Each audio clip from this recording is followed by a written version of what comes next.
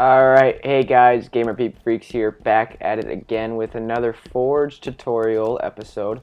So in this episode, we're just going to be going over kind of understanding Forge, I guess you could say. So first off, we're just going to go ahead and start off with what we kind of covered last time. So we're just going to go ahead and delete all of what's unlocked here. And on Parallax, to be honest, my most favorite setting is Ascendance, just because it's bright and I can see what I'm doing. So you're going to see a lot of cutting in this video. I'm going to be kind of just trying to go through what you guys should be doing for a simple map, how to start out, and basically anything simple like that. So Today, Junior? basically when you start off a map, the first thing that you're going to want to do is have something in mind, of course. If, let's say, we want to make a UNSC map, you got to know what UNSC theme is like. Overall feeling of the map should be that's with your Covenant, Forerunner, UNSC, anything like that, any type of theme that you want to go with, civil, castle-like, I guess you could say, I don't know, anything that your mind can think of, that's what Forge is here for. So with the measuring, I usually do blocks. To be honest, this is a little bit easier for me, but some people and a lot of people, I sometimes use this, I'm not saying I don't ever use this, it's just, I don't know, it's easier just to use a block other than this. But anyways, if you wanted to get exact measurements and you want a symmetrical map so there's an exact middle, what you're going to go ahead and do is you're going to hop into your volumes, right? And you can go ahead and grab a named location volume here, not value. Basically, I like to do the edge. Some people will do different, so they'll have the edge directly in the middle of the map. I just like to find the block that's in the middle, and then I just go ahead and go off of that.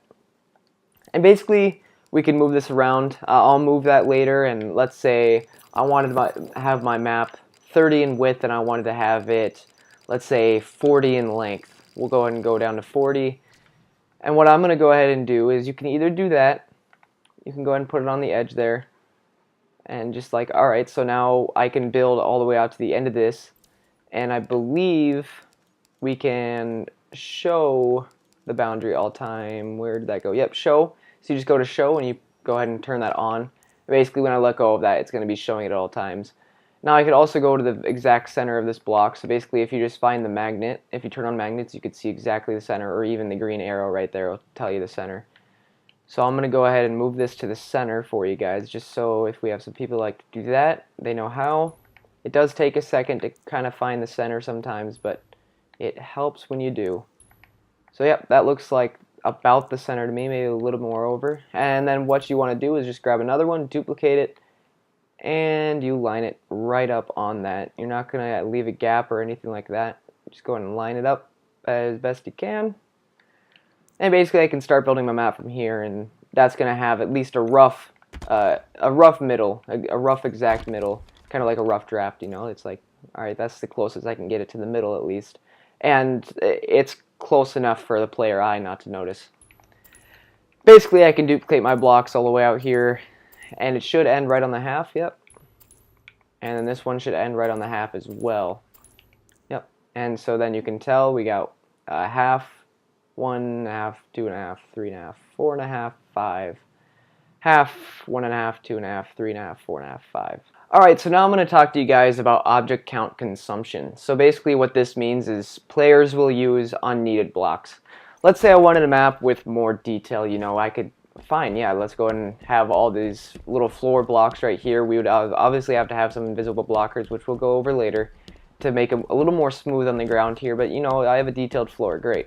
But let's say I wanted not a so detailed floor, I just want a flat floor, This would be a waste of object count right here. I already have 15 objects down there, and I could make this into 4. So each of these are 48, and their length is 48, sorry.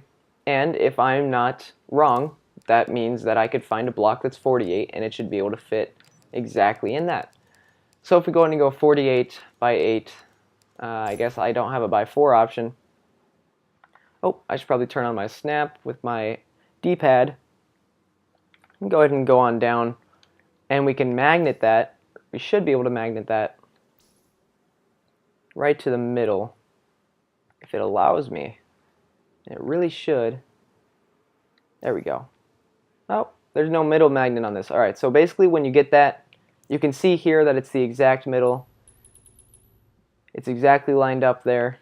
And if I take it and I just duplicate it over, oh, unless it doesn't want to let me, duplicate over, there we go.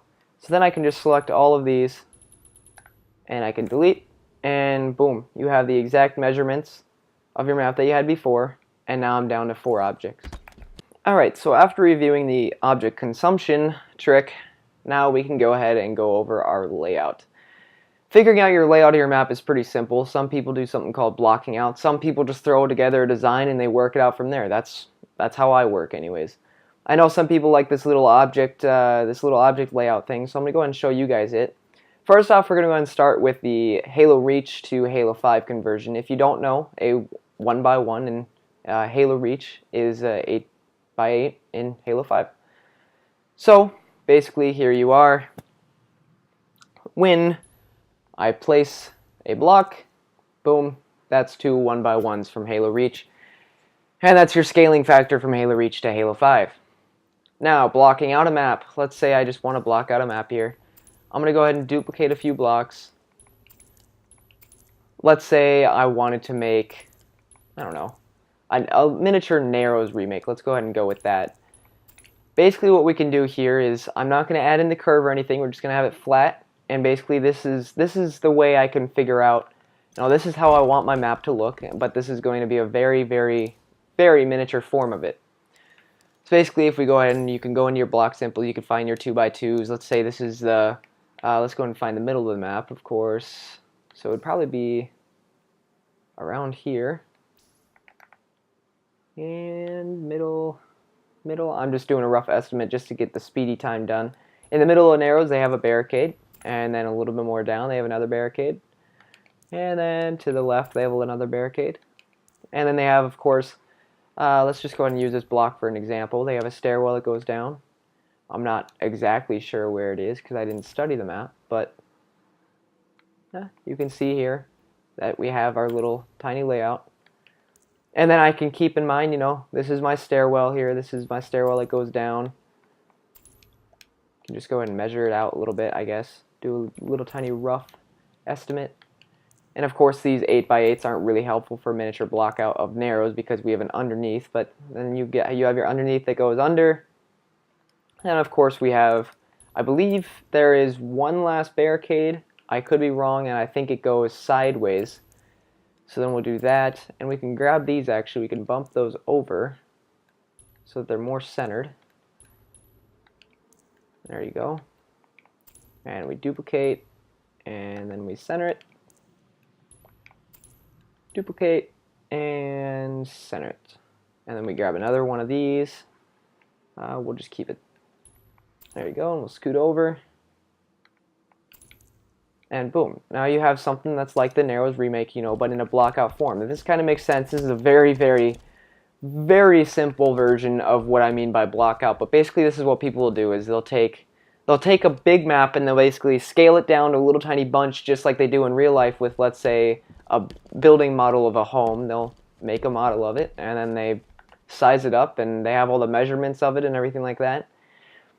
And doing all the measurements and stuff like that, let's say I wanted the block to actually be a 32 by 32 by 32. Then that would obviously be, I don't know the math there, 1/4. This 8x8 by 8 would be 1/4 of that 32 by 32 by 32. And then I can, of course, scale that up, and I would know all the scaling and everything like that. I can have my weapon spawns. I can know basically where everything is. And this is just for people that don't want to, draw anything, because there is also people that like to go into models, actual modeling programs on their computers, and basically they will model out a map and stuff like that. I've done that before. It's a little more trickier than doing this. It's a little more difficult, or you can even go into a drawing program and you can do the exact same thing. But it does help a little bit if you have some type of scaling going on, you have some type of layout going on before you just go in and building a map, especially if you don't know what your theme is going to be. Alright, so now that I have my block out of my map, we're going to go ahead and figure out the measuring of my map. So we're just going to go with what I said before. Like I said, this is, I believe, 1/4 of the size of the map that I want to make. So let's say I wanted these blocks to be 32 by 32 by 32. We're going to go ahead and hop into our simples here, and we can go ahead and grab 32 by 32 by 32. And we're just basically going to make exactly what we just did there. You go ahead and count how many we had. 1, 2, 3, 4, 5. 1, 2, 3, 4, and a 5. And then we had them diagonal from each other, and I can go and grab all of these and duplicate over. And then we basically have our 2 by 2s, and we're going to multiply that by 4. So what's 2 by 4? 2 multiplied by 4? Good job. It's 8. We go and grab our 8s, and we go 8 by 8 by 8. And then we find the center of the map, of course, which is the third block and the center, right?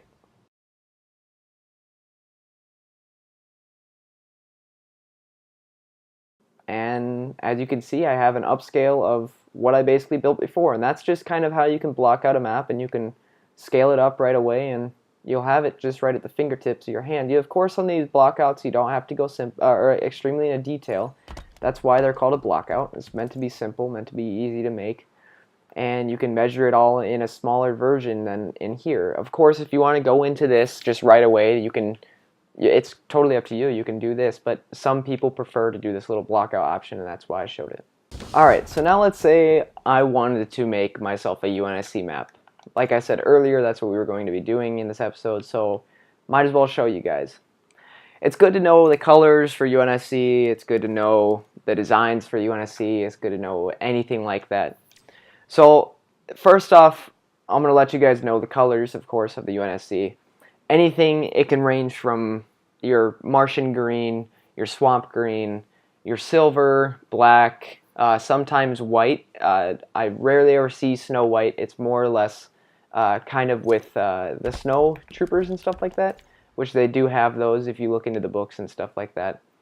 But I'm not going to look that detail into it. Basically, you just want to roll with your simple green colors, your silver, black pipes. You want a lot of pipes, you want a lot of wiring, a lot of accents, shiny breakout pieces, stuff like that. So, of course, like, if we go and hop into our wall here, you can see if we go to the overlapped left, and it will let me place it, you can kind of see here that we have our base colors already built in. You have kind of like that green texture that I was talking about, this little bit of a silver, whitish black, and then you also have a little bit of a blue color here. Well, no shit. And the blue colors and the red colors are, of course, to indicate the teams.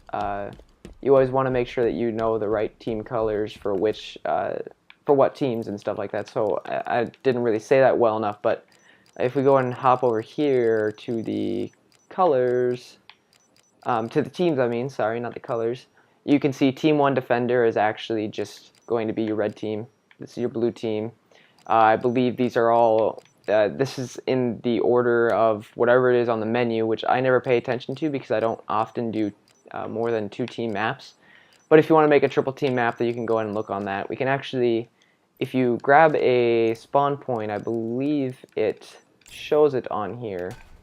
So if we go ahead and you go Team 1 Defender, it's going to be your red team, your blue team, I guess it's yellow team, green team, purple team.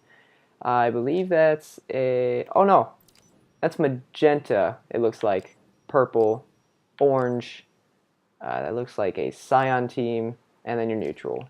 Alright, so I just want to show you guys here now the name location thing again if I want to make myself a symmetrical map, just in case some people were having a little bit of confusion with it. You can see here that I have 5 32 by 32 by 32s.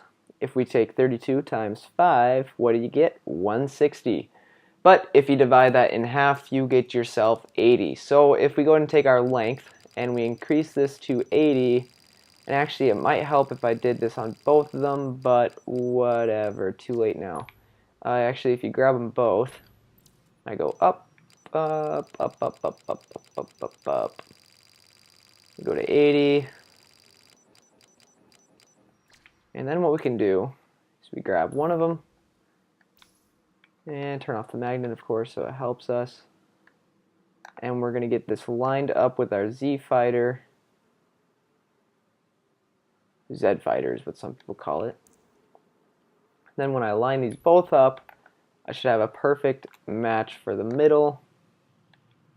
And yes, you can go through and you can just place an object on the magnets and you'll have a middle for yourself, but here you can see we have an exact middle of the map. just lined up perfectly and beautifully. Freaking love it. And then basically what we can do is we can go into our gameplay, game modes. Let's say we get a flag stand. Yes, I could have just magneted that to the center of the map, but now we know for sure that's the very center of the map. And now if we have a red and a blue guy spawning across from each other, they both have the exact same running distance to go and grab the flag, of course. Now, the only thing that can actually counter that is if, let's say, you don't make the map symmetrical and one side has an object in the way, then of course that's going to screw up the map, I guess you could say. So let's say I put a barricade right here. That's going to give a different running time for the red team that spawns over here because he has to jump over this block. Let's say it was a little bit bigger than that, so I can't just hop over it, but you guys kind of understand what I'm saying. You know, now I have to either clamber up it or I have to go around it, whereas the blue guy could just run right at the flag. And so you just want to make sure that you have that good symmetricalness, I guess you could say, in your map. I don't know if that's even a word, but that's going to be it for this episode today, guys. I know I didn't really go over the UNSC theme too much. I just thought of it, and I should really kind of throw that into a different episode for you guys, because that's a whole lot to throw at you, especially after doing all this measuring and all this beginner stuff, beginning stuff. Yeah, okay, yeah, sure. We can just have Tourette's all of a sudden, I guess. Anyways, I hope you guys have a great day, and I'll see you guys in the next one. Bye-bye. We take a flight.